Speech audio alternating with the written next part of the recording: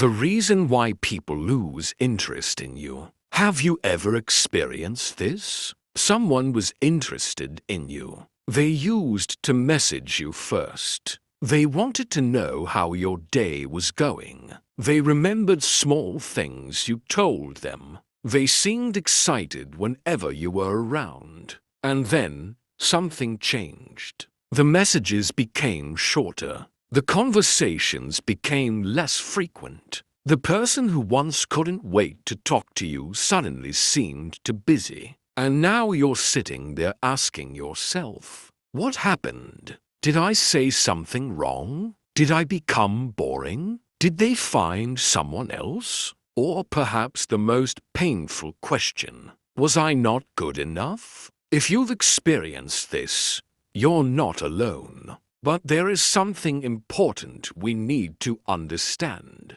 People don't lose interest for one single reason. Human relationships are complicated. Attraction is influenced by personality, communication, expectations, emotional needs, compatibility, circumstances, and the quality of interactions between two people. So in this video, we're going to look at 7 psychological factors that can contribute to someone losing interest in you. And we're going to connect each one with psychological theory, research, and everyday scenarios. But remember, these are not magic rules. If someone loses interest, it doesn't automatically mean you made a mistake. Sometimes the reason is compatibility. Sometimes circumstances change. And sometimes the other person's feelings simply change.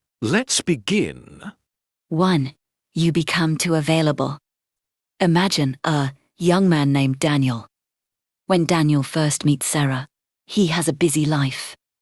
He studies during the day. He spends time with his friends. Exercice. He works on his goals. He has hobbies and responsibilities. Sarah becomes interested in him. They start talking. But after Daniel realizes that Sarah likes him, something changes. He begins organizing his entire life around her. If she calls, he immediately cancels his plans. If she sends a message, he responds instantly. If she wants to meet, he is always available. Eventually, almost everything revolves around Sarah. Now, the important point is this. Being available is not a bad thing. Healthy relationships require availability, attention, and care. The problem is when availability becomes dependence. When someone abandons their own interests, friendships, goals, and identity simply to maintain another person's attention. The relationship can become unbalanced. Research on close relationships emphasizes the importance of maintaining both connection and individual functioning. This is consistent with ideas from interdependence theory, associated with John Thibault and Harold Kelly, which examines relationships in terms of rewards, costs, dependence, and alternatives. Healthy interdependence is different from losing yourself in another person. So don't misunderstand the lesson. I'm not telling you to deliberately ignore people.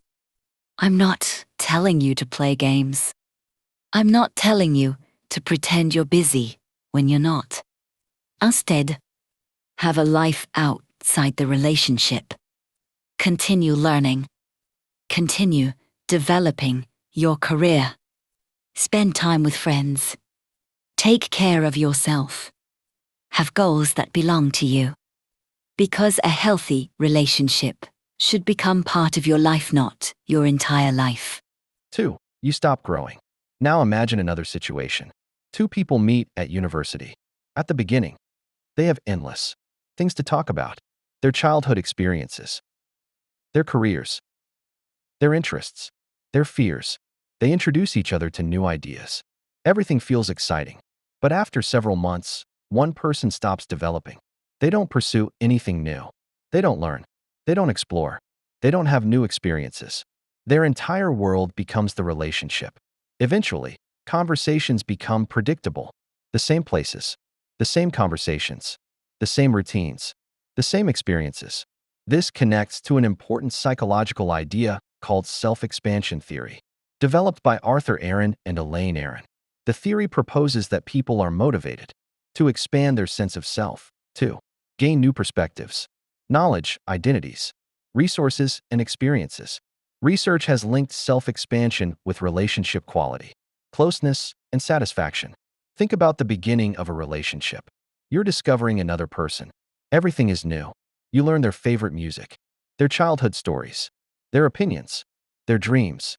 You experience new places together. You may even discover new parts of yourself. That's one reason early relationships can feel so exciting. But eventually, familiarity increases. If the relationship becomes completely predictable, the sense of novelty may decline. Research on self-expansion suggests that novel and exciting shared experiences can help maintain relationship quality and reduce boredom. So the answer isn't to constantly entertain someone. It's to continue growing as a person. Read, learn, travel when possible, develop your skills, try new activities, have meaningful conversations, build your future. Don't become an unfinished version of yourself because you entered a relationship. Keep becoming. 3. You constantly seek validation. Now let's talk about something many people experience: the need for reassurance. Imagine someone sends you a message. You reply immediately, but they don't respond for 3 hours. You start thinking, maybe they're angry. Maybe they don't like me anymore. Maybe they found someone else. Then you send another message. Are you okay? Inaza, did I do something? Then, why aren't you replying? The other person finally responds. I'm sorry.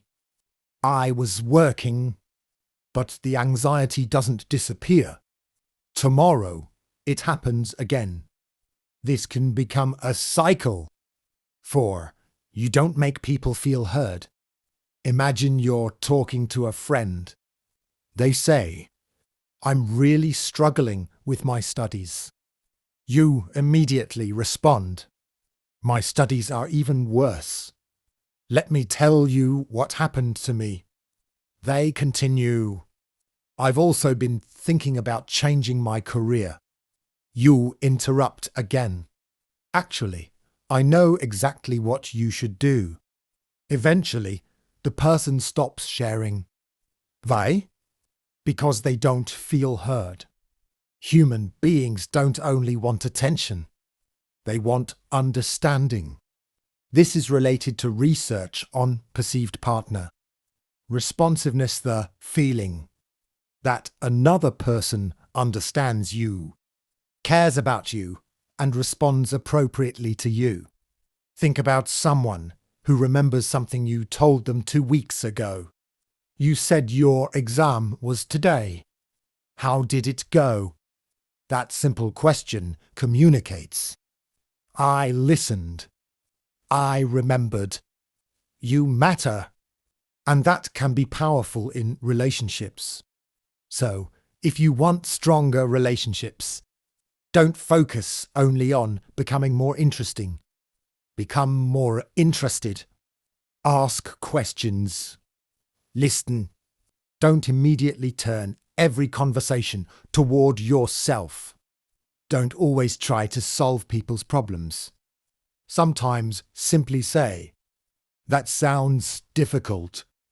Tell more. People may forget many things you said, but they often remember how they felt when they were around you. 5. Constant negativity. Let's imagine another person. Every conversation starts with a complaint. My job is terrible. My friends are terrible. My family doesn't understand me. Nothing works. People are against me. Again, having problems isn't the issue. Everyone experiences difficulties. The issue is when negativity becomes the dominant pattern of interaction. Imagine meeting a friend after work.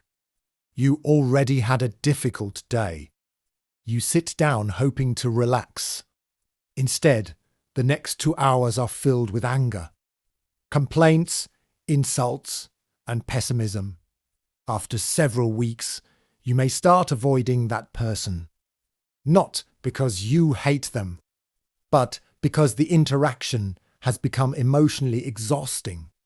Relationship research has repeatedly examined the importance of positive and negative interaction patterns in relationship quality.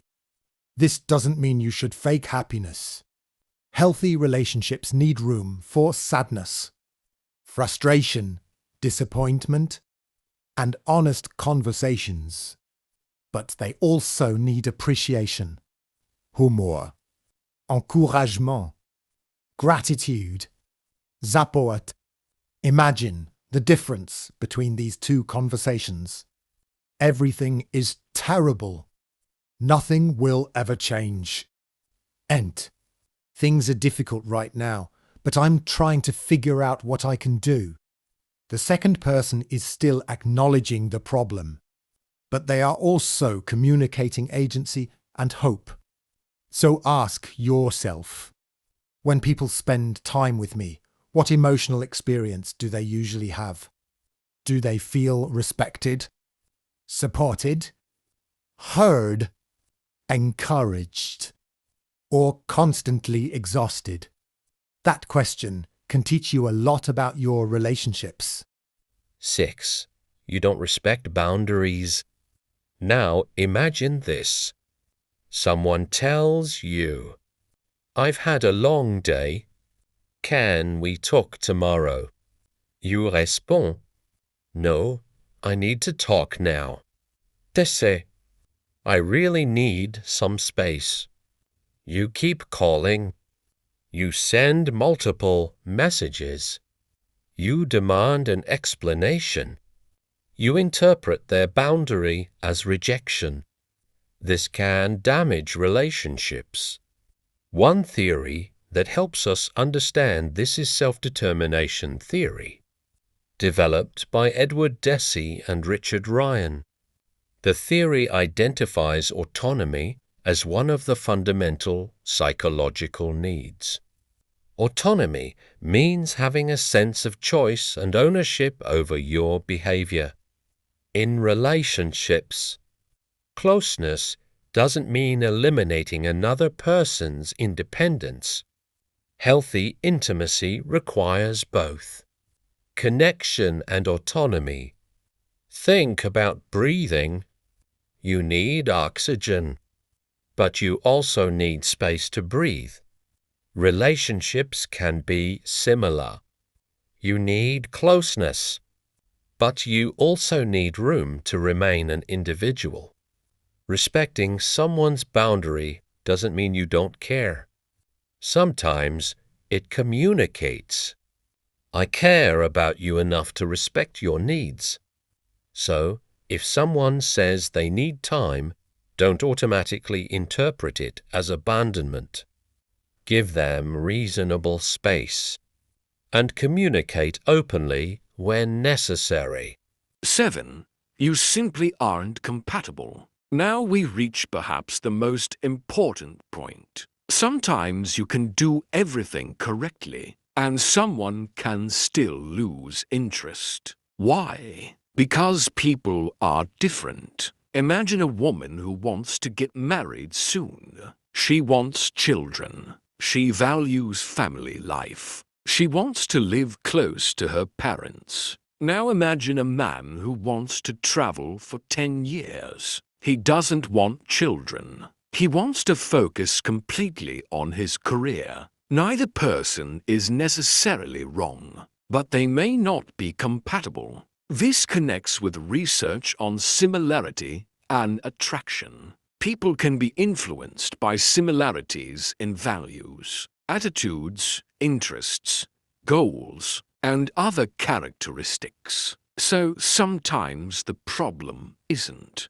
"What's wrong with me?" The better question may be, "Are we actually compatible?" This distinction is extremely important, because if you interpret every rejection as proof that you're inadequate, you'll spend your life trying to become whatever another person wants. You don't need everyone to choose you. You need relationships where important values, expectations, communication, and effort are compatible. Sometimes rejection is painful, but rejection can also provide information. It can tell you, "This person isn't the right match for me," and that is very different from, "I am not worthy of being loved." Final message. So, why do people lose interest? Sometimes because of our behavior. Sometimes because the relationship becomes unhealthy. Sometimes because communication breaks down. Sometimes because people stop growing together. Sometimes because boundaries are ignored. And sometimes there is simply no compatibility. You may never know the exact reason,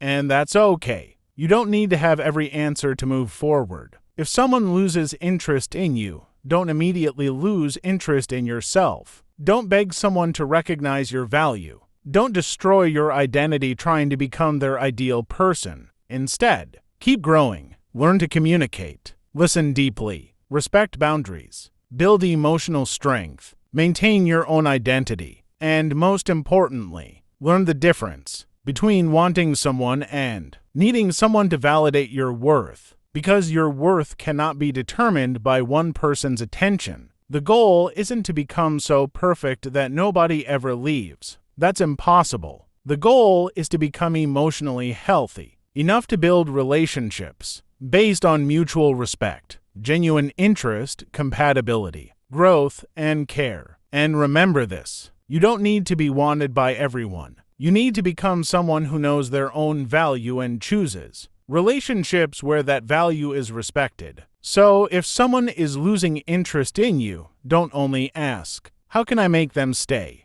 Ask a deeper question. What can this experience teach me about myself, relationships, and the kind of person I want to become? Because sometimes losing someone's attention isn't the end of your story. Sometimes it's the beginning of understanding yourself better. If you found this video helpful, subscribe for more psychology, relationships, human behavior, and personal development content, and share this video with someone who may need to hear this message. Don't chase validation. Build yourself. Build healthy relationships. And never measure your worth by who chooses to stay.